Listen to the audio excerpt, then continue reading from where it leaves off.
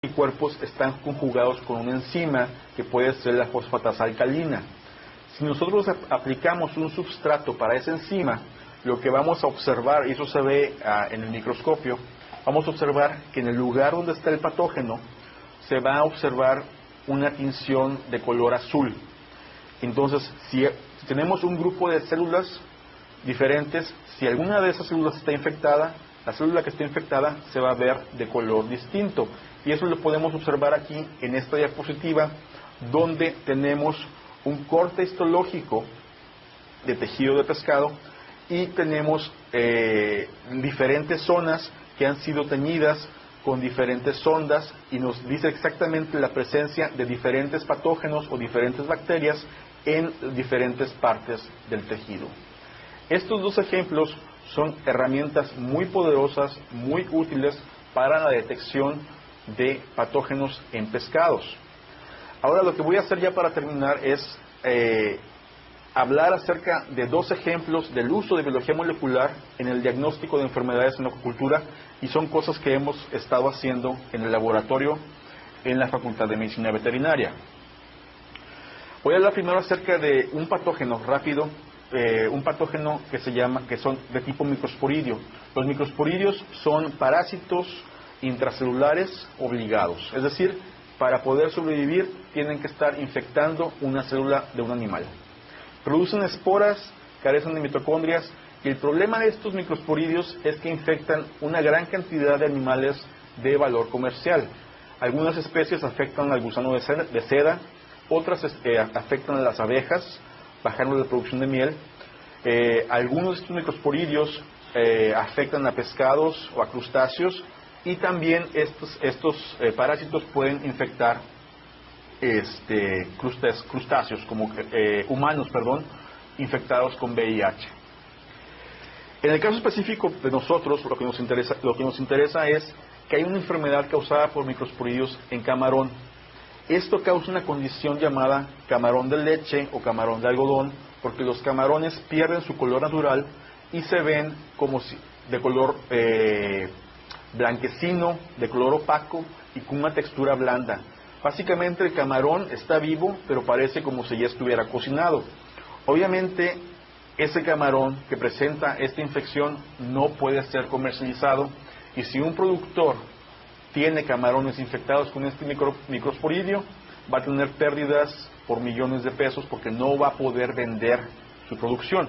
Por lo tanto, es necesario poder detectar la presencia de este microsporidio de manera adecuada y a tiempo para poder tomar medidas preventivas. Normalmente el diagnóstico de microsporidios es bastante difícil y se hace a través de las características que poseen las esporas. Para poder hacer esto se usa microscopía electrónica, como podemos ver aquí en la diapositiva, pero esto es muy tardado, tarda de 3 a 4 días y es excesivamente costoso. Entonces, en el laboratorio nos propusimos desarrollar una técnica de PCR que fuera adecuada para la detección de los microsporidios que están atacando los camarones, y una vez que tuviéramos esta técnica estandarizada, poder usar el PCR en el diagnóstico de microsporidiosis en camarón.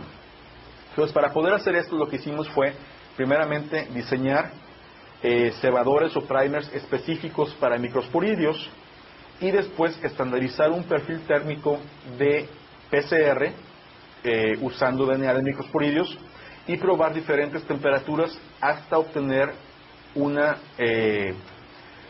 respuesta de diagnóstico correcta.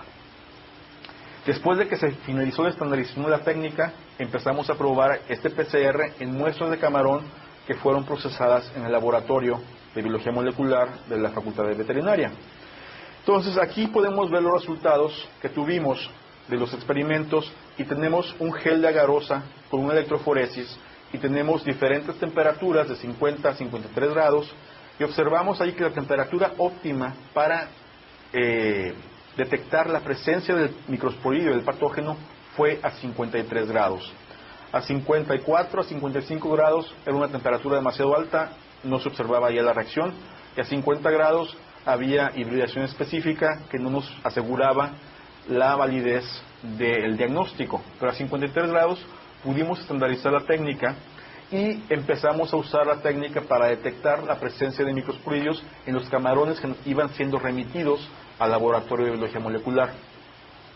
Lo que observamos fue que de diferentes muestras que llegaron al laboratorio en el transcurso de un año, 2 de esas muestras resultaron positivas para la presencia de microsporidios en el tejido de camarón. Esto nos da como resultado que el potencial del PCR para la identificación de los microsporidios es una buena opción de diagnóstico, sobre todo porque los camarones que llegaron al laboratorio para ser analizados no presentaban signos de la enfermedad, es decir, tenían una infección subclínica. De esta manera, el PCR es capaz de detectar la presencia de la enfermedad del parásito antes de que se manifiesten los signos clínicos, y esto le va a permitir al productor poder tener medidas de prevención para evitar ya sea detener la infección y evitar que se disemine a otros animales, a otros estanques. El último ejemplo del que voy a hablar es el bagre. El cultivo de bagre es un cultivo en expansión, sobre todo aquí en Tamaulipas, porque la gente lo aprecia por el sabor y la calidad de su proteína. El bagre es una industria relativamente joven en México, pero Tamaulipas es el estado que es el principal productor de bagre en todo el país. El problema del cultivo de bagre es la aparición de enfermedades, como en todos los casos en acuacultura. Las condiciones de cultivo normalmente favorecen la aparición de enfermedades, y se sabe que de cualquier cultivo, entre el 8 y el 10% de los bagres se va a perder por enfermedades. A pesar de que se conoce esto, el control es relativamente difícil por la forma en que se cultiva el bagre. El bagre se cultiva en estanques de tierra que pueden medir 2, 3, 4 hectáreas. En el cultivo de bagre, como en el cultivo de peces, hay estrés, hay altas densidades de los animales. Esto facilita la transmisión de la enfermedad de un animal a otro, y esto tiene efectos negativos tanto en el crecimiento del animal como con efectos negativos económicos para el productor. Una enfermedad importantísima del bagre es la septicemia entérica del bagre. Esta enfermedad es causada por una bacteria llamada Edwardsella ictaluri, y esta enfermedad es la enfermedad más común y además la más devastadora para el bagre. Esta enfermedad normalmente se presenta de manera estacional cuando está cambiando la temperatura del agua.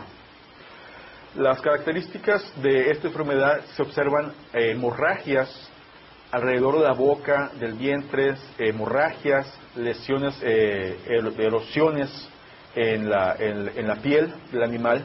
También se observa acumulación de fluido en el vientre de los pescados infectados, y si abrimos el pescado podemos observar inflamación de riñón, de vaso, de hígado, además de otras hemorragias internas. Normalmente el diagnóstico de esta enfermedad es mediante el aislamiento de la bacteria de peces afectados y después hacer una caracterización bioquímica. Esto tarda varios días, por lo tanto era necesario contar con un método que fuera rápido y confiable para poder monitorear los animales y detectar la presencia de la bacteria a tiempo.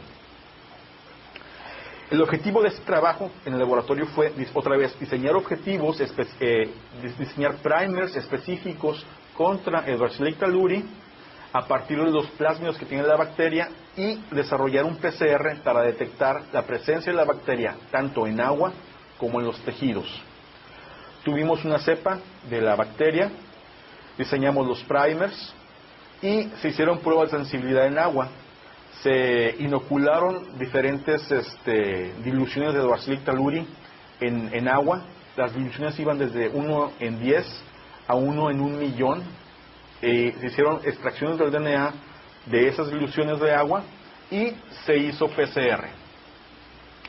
Además se hizo una inoculación experimental de tejidos del bagre con la bacteria, se maceraron los órganos y se mezclaron 50-50 con diluciones de la bacteria. Los primers fueron adecuados para la detección de la bacteria, y las diluciones se pudo observar que se pudo detectar la presencia de la bacteria en agua hasta una dilución de 1 en 100 millones.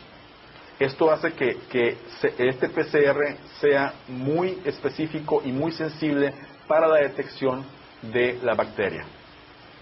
Cuando probamos los 2 pares de primers en tejidos, observamos que se pudo detectar la presencia de la bacteria tanto en cerebro como en riñón, hasta en diluciones de 1 en 100.000. Por lo tanto, el PCR que se diseñó fue específico para Edwardsella, se obtuvieron los resultados esperados. Cuando se probaron este PCR contra otras bacterias, no ocurrió nada, o sea, no tiene una reacción inespecífica, y sobre todo puede detectar niveles de bacteria bastante bajos. Esto es útil para la detección de la bacteria en agua, para el monitoreo de los estanques de cultivo. Es un método rápido, es un método sensible para la detección de la bacteria en tejidos. Entonces, para concluir, estos métodos de biología molecular, tanto de PCR como de hibridación in situ, permiten la detección y la visualización de patógenos que no se pueden observar de otra manera, y además son altamente específicos en el diagnóstico de enfermedades por su especificidad y por su sensibilidad. Estos métodos de biología molecular ayudan a entender mejor el progreso de infecciones en animales cultivados como pescados o camarones. Además, pueden ayudar a generar conocimientos de la ruta patogénica y pueden ayudar a desarrollar estrategias de control para las enfermedades de los pescados al poder detectar las infecciones a tiempo.